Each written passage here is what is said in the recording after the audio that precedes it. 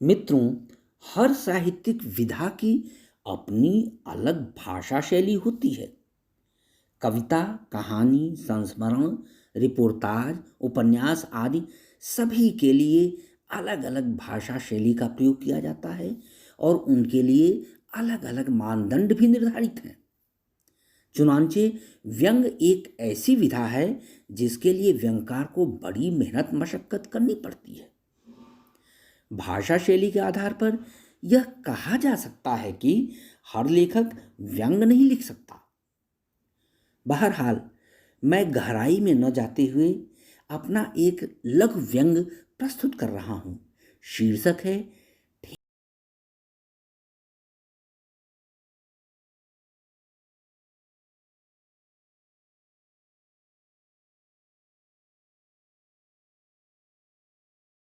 एक निहायत जरूरी प्रथा है जिसे कभी ठेंगा नहीं दिखाया जा सका। लोग बाग कहते हैं कि अंग्रेज यहां हमसे गुलामी कराने आए थे, पर यह बात तो सरासर गलत है। दरअसल उन्हें हमने ही यहां अपनी गुलामी का ठेका दे रखा था। मुगल कालीन हिंदुस्तान में पहले पहल जहांगीर ने बरतानी ठेकेदार कैप्टन हॉकिंस को अपने दरबार में बुलाकर इस देश में तिजारत करने का ठेका दिया था। उनसे पहले यहाँ के सेठ महाजन हम हिंदुस्तानियों के सबसे बड़े ठेकेदार रह चुके हैं। वे गरीब किसानों से उनकी जमीन रेहन पर रखवाकर उनके गुजारे का ठेका लेते थे।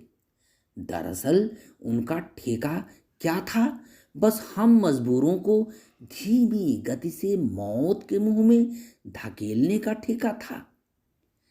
ठेके से तो इस मुल्क का बड़ा गर्क हो चुका है। पुराने जमाने में असंख्य सूबों के सामंत भी ठेके के सिद्धांत पर बखूबी अमल किया करते थे। सो ठेकेदारी तो हमारे रग रग में बस चुकी है।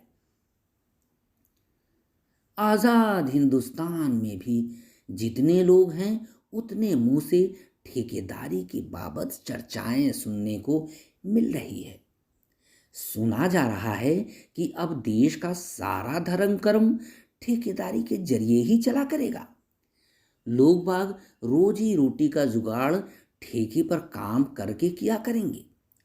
सरकारी महकमों में मुलाजिम अफसर ठेके पर रखे जाएंगे और उनसे दिन रात कोल्हू के बैल की तरह काम कराया जाएगा।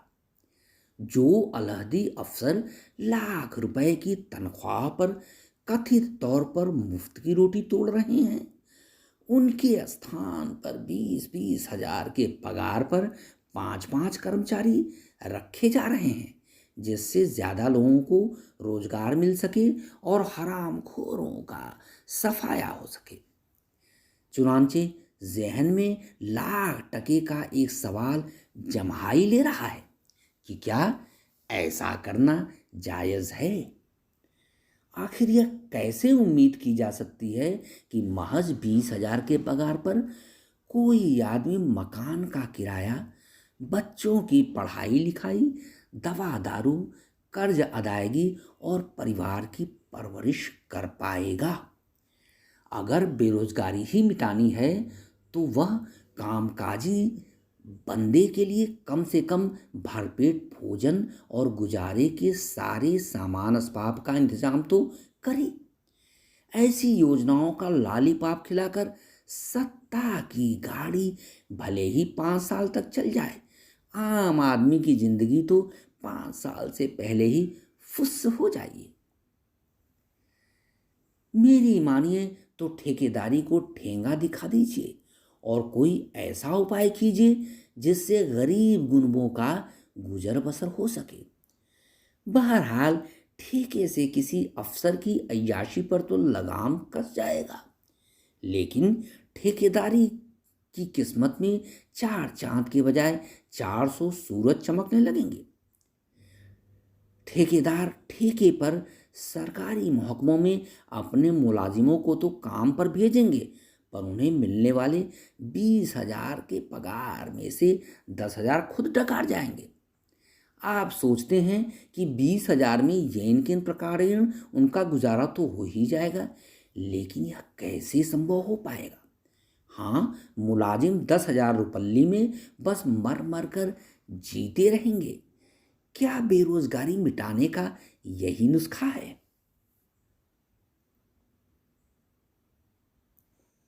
मित्रों, इस व्यंग पर आपकी टिप्पणियां निवेदित है।